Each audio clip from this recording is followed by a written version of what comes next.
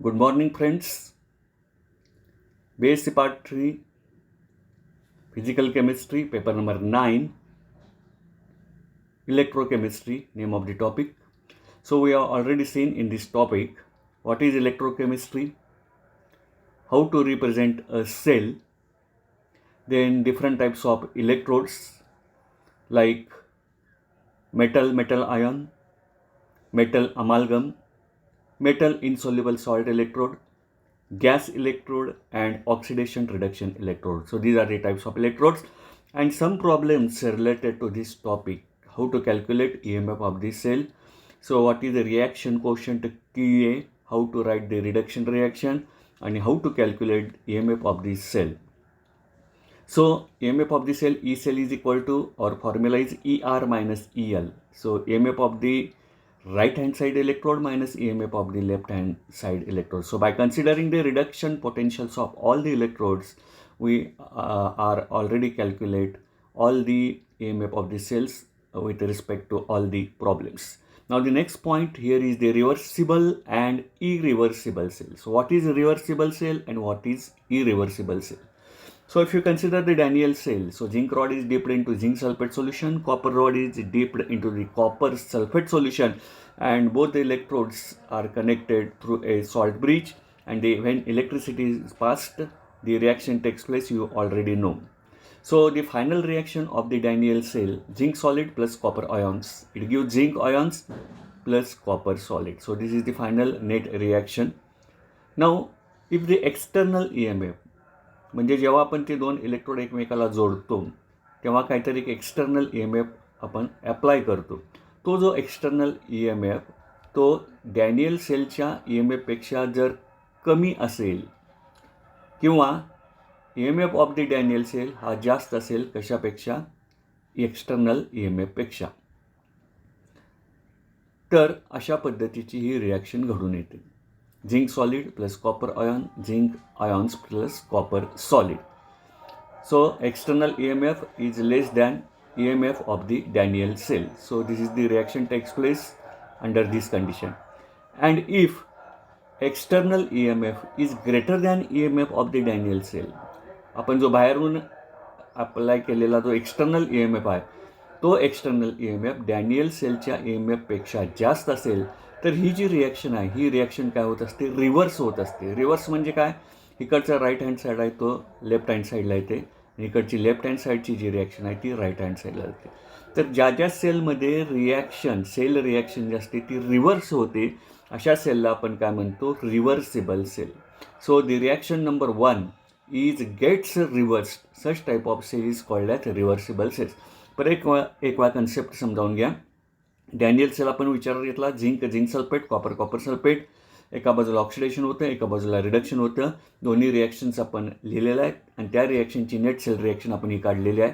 ही reaction केव्हा होते, external EMF कमी असेल किंवा डॅनियल सेलच्या EMFपेक्षा.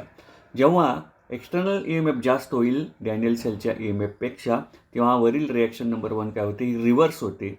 आणि असं जे ज्या सेलमध्ये घडून येतं रिॲक्शन रिव्हर्स होते, म्हणजे इथं LHS हा RHS झालेला आहे आणि इथला RHS हा इथं LHS झालेला आहे.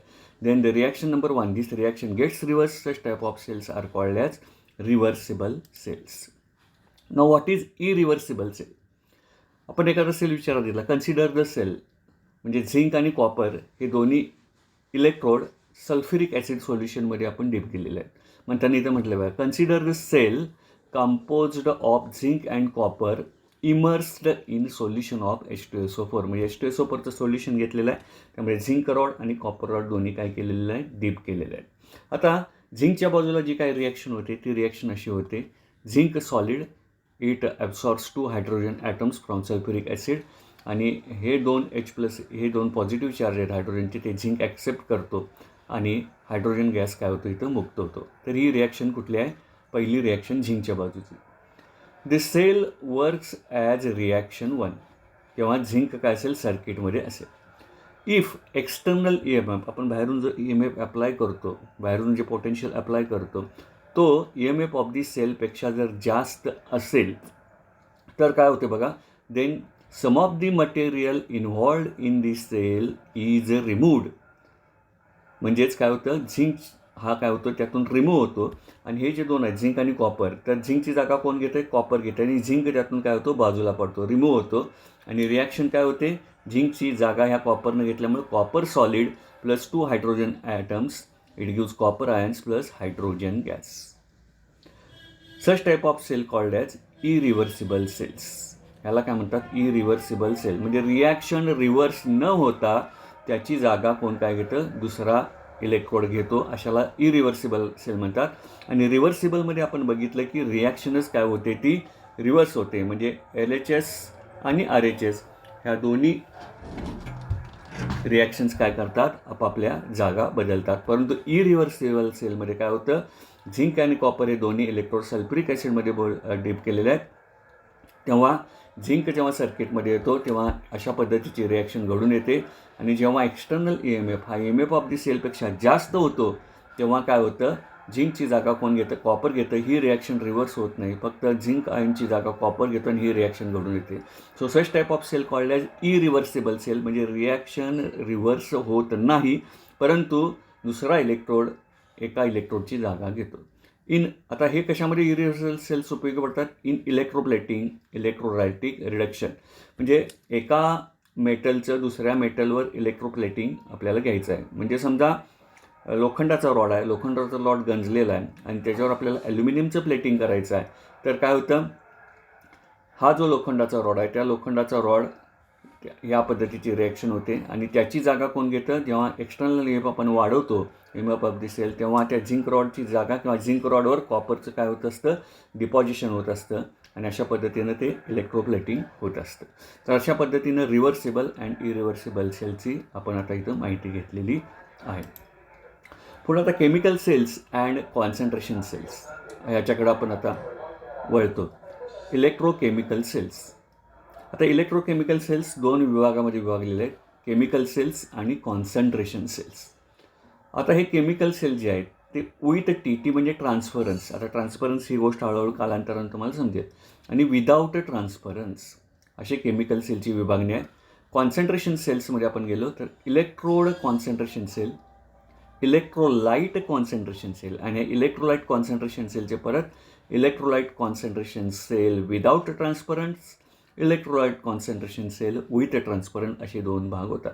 यातल्या प्रत्येकाचं आपण हळूहळू नंतर काय करणार आहोत, डेरिवेशन बघणार आहोत आणि त्यावेळी ज्या त्या कल्पना तुम्हाला स्पष्ट होत जातील. आता फक्त तुम्ही एवढंच लक्षात ठेवायचं आहे, इलेक्ट्रोकेमिकल सेलचे दोन टाईप आहेत, chemical cell, concentration cell, chemical cell with transference, chemical cell without transference. आणि कॉन्सन्ट्रेशन सेलमध्ये electrode concentration, electrolyte concentration, electrolyte concentration with transference परत येतो आणि इलेक्ट्रोलाइट कॉन्सन्ट्रेशन विदाऊट ट्रान्सपरन्स. तर केमिकल सेल्स आणि कॉन्सन्ट्रेशन सेल्स हे अशा पद्धतीनं काय झालेलं आहे, याची विभागणी झालेली दिसते. तर आत्तापर्यंत झालेल्या टॉपिकवर आणखी एक एक्झाम्पल, छानपैकी एक एक्झाम्पल आहे की जेणेकरून तुम्हाला बऱ्याच गोष्टी यातून समजल्या जातील. आता काय म्हटलं बघा, calculate EMF of the following cell. Zinc solid, zinc ions 0.1 molar, salt bridge, double line indicate salt bridge, silver ions 0.1 molar आणि सिल्वर सॉलिड. तर अशा पद्धतीचा हा सेल आहे. म्हणजे झिंक रॉड झिंक सल्फेट सोल्युशनमध्ये डीप केलेला आहे, सिल्वर रॉड सिल्वर आयन्स असलेल्या AgNO3 असेल, AgCl असेल याच्यामध्ये डीप केलेलं. तर अशा इलेक्ट्रोडचा आपल्याला काय करायचं आहे, EMF कॅल्क्युलेट करायचं. आता EMF कॅल्क्युलेट करण्याचा आपला फॉर्म्युला नेहमी काय, EMF of the cell is equal to E0 cell minus 2.03 RT divided by NF log of QA. आता ह्याच्यामध्ये जी रिॲक्शन घडून येते ती रिॲक्शन अशा पद्धतीची घडून येते. फायनल रिॲक्शन लिहिलेलं आहे, zinc solid plus twice Ag plus it give zinc ions plus twice Ag solid. अशा पद्धतीची ही इकडे ऑक्सिडेशन होतं, zinc it give zinc ions plus 2 electron आणि इकडं काय होतं, Ag plus ion accepts 1 electron to Ag. आता रिॲक्शन बॅलन्स करण्यासाठी 2 इलेक्ट्रॉन आपण हे करतो, 2 इलेक्ट्रॉन खालच्या रिॲक्शनला Ag होण्यासाठी 2 Ag होतं, त्याचं 2 इलेक्ट्रॉन्स होतं. तर अशा पद्धतीनं आणि 2 Ag सॉलिड होतं, 2 इलेक्ट्रॉन त्यातले जातात. या गोष्टी आता सिम्पल तुम्हाला माहीत पाहिजे, तुम्ही सेपरेट रिॲक्शन लिहून बघू शकता. Zinc it gives Zn ions 2 plus 2 electron, Ag plus 1 electron it gives Ag solid. आता वरच्यात 2 इलेक्ट्रॉन आहेत, खालच्यात एक इलेक्ट्रॉन आहे, दोन्ही इलेक्ट्रॉन कॅन्सल करण्यासाठी खालच्या इक्वेशनला एजीच्या 2 मल्टिप्लाय करायचं, 2 इलेक्ट्रॉन जातील आणि फायनल रिॲक्शन अशा पद्धतीची. आता इथे एनची व्हॅल्यू किती आहे? एन इज इक्वल टू 2, कारण 2 इलेक्ट्रॉन त्यांनी गेन केलेले आहेत, 2 इलेक्ट्रॉन क्रॉस केलेले आहेत. 2.03 RT/F ॲट 298 केल्विन हे सर्वांना माहीत आहे. दॅट इज इक्वल टू 0.0591 ह्याची व्हॅल्यू आहे. तर reaction quotient activity of RHS divided by activity of LHS. तर RHS साईडला कोण आहे? रिॲक्शनच्या activity of Zn double plus multiply by activity of square of AG. इथं 2 असल्यामुळे स्क्वेअर होतं. आणि activity of LHS activity of zinc solid multiply by activity of AG ions square अशा पद्धतीनं येईल. आता सॉलिडची ॲक्टिव्हिटी 1 असते हे सगळ्यांना माहीत आहे. म्हणजे ॲक्टिव्हिटी ऑफ झिंक सॉलिड काय येईल? 1 येईल. ॲक्टिव्हिटी ऑफ AG सॉलिड जरी स्क्वेअर असला तर 1चा स्क्वेअर 1च येईल. तर ह्याची व्हॅल्यू 1 येईल. आणि QAची व्हॅल्यू काय राहील? Activity of Zn ions divided by activity of square of AG plus. अशा पद्धतीनं ही रिॲक्शन कोशंटची व्हॅल्यू राहील. आता ह्या इक्वेशनमध्ये व्हॅल्यू सबस्टिट्यूट आपण जेव्हा करतो EC is equal to E0C. E0C म्हणजेच काय? E0ची आपण व्हॅल्यू बघितली E0R मायनस E0L. आरला कोण आहे इकडं? AG आहे. म्हणजे E0AG मायनस E0ZL म्हणताना इथे लिहिलं आहे बघा. E0 is equal to ER minus EL. E0 is equal to right hand साईडला सिल्वर आहे E0AG, लेफ्ट हँड साईडला झिंक आहे म्हणताना E0ZL. म्हणजे E0Cची व्हॅल्यू इथली जी आहे या इक्वेशनची काय झाली? E0AG minus E0ZL. So EC is equal to E0AG minus E0ZL minus 0.0591 याची व्हॅल्यू येते तुम्हाला सगळ्यांना माहीत आहे. डिवायडेड बाय 2 एनची value 2 in log of QA म्हणजेच काय? ॲक्टिव्हिटी ऑफ इथे आलेला आहे activity of zinc ions divided by activity of AG ions square. आता झिंक आयनची ॲक्टिव्हिटी किती दिलेला आहे? इथं 0.1 ॲक्टिव्हिटी 0.1 म्हणताना तो वर 0.1 आलेला आहे. आणि divided by activity of AG square म्हणजेच ह्याची ॲक्टिव्हिटीज ऑफ 0.1 आहे म्हणजे 0.1चा स्क्वेअर. तर log of 0.1 divided by 0.1 square. Simple आहे. आता तुम्हाला एक वेळा रिॲक्शन मांडता आली या सगळ्या गोष्टी करता येतात. तर ह्याची व्हॅल्यू बघा E0AGची व्हॅल्यू दिलेली आहे 0.766 इथे दिलेली आहे. मायनस E0ZNची सुद्धा व्हॅल्यू दिलेली आहे -0.761 ही याची व्हॅल्यू आहे.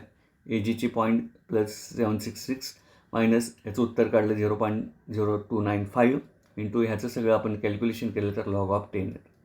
तर मायनस मायनस इथं प्लस झालेला आहे आणि यांची बेरीज झाली 1.560 मायनस 0.0295 आणि EC is equal to 1.5304 volt. अशा पद्धतीनं हे एक्झाम्पल सॉल्व केलेलं आहे. EMF ऑफ दी सेल काढलेला आहे. म्हणजे इथं करताना आपल्याला काय काय गोष्टी कराव्या लागतील? रिॲक्शन लावावी लागेल, त्यानंतर रिॲक्शन कोशंट काढावं लागेल, एनची व्हॅल्यू किती आहे बघावं लागेल, E0C व्हॅल्यू दिलेल्या असतात त्याचा फॉर्म्युला तुम्हाला माहीत पाहिजे ER मायनस EL म्हणजे E is equal to ER minus EL. E0 is equal to E0R minus E0L. ते झिरोच्या भाषेत म्हणजे स्टँडर्ड पोटेन्शियलच्या भाषेमध्ये ते आपल्याला करता येत. तर अशा पद्धतीचे एक्झाम्पल परीक्षेला येऊ शकतात. तर अशा पद्धतीने एक्झाम्पल सोडवायचं आहे. टाईप्स ऑफ इलेक्ट्रोडमध्ये आपण बऱ्याच पद्धतीची अशी प्रत्येक इलेक्ट्रोडवर अशी एक्झाम्पल्स घेतलेले आहेत. एक्झाम्पल जेव्हा तुम्ही सोडवत जाल तेव्हा तुमचा थेरॉटिकल जो भाग आहे तो सुद्धा काय होतो चांगल्या पद्धतीनं क्लिअर होत जातो. तर इथंपर्यंत आपला टॉपिक झालेला आहे. इथून पुढं टाईप्स ऑफ केमिकल सेल आणि कॉन्सन्ट्रेशन सेल याची डेरिवेशन्स थोडी मोठी आहेत. त्यामुळं हा इथंपर्यंतचा भाग तुम्ही व्यवस्थित करा, वारंवार स्लाईड्स बघा, त्याचा अभ्यास करा, एक्झाम्पल्स सोडवून दिलेली सुद्धा परत रिपीट सोडवा, सराव करा आणि सगळं काय असेल ते लिहून काढत चला. लिहून काढल्यानं काय होतं चांगल्या पद्धतीनं ते आत्मसात होत जातं. तर घरीच राहा, स्वस्थ राहा, कोरोनापासून दूर राहा, सॅनिटायझरचा वापर करा, सोशल डिस्टन्सचं पालन करा, सगळ्या गोष्टी व्यवस्थित पाळा, आपण स्वतः सुरक्षित राहा, आपल्या घरातल्यांना सांगा, शेजारच्यांना सांगा. Have a good day. Thank you very much.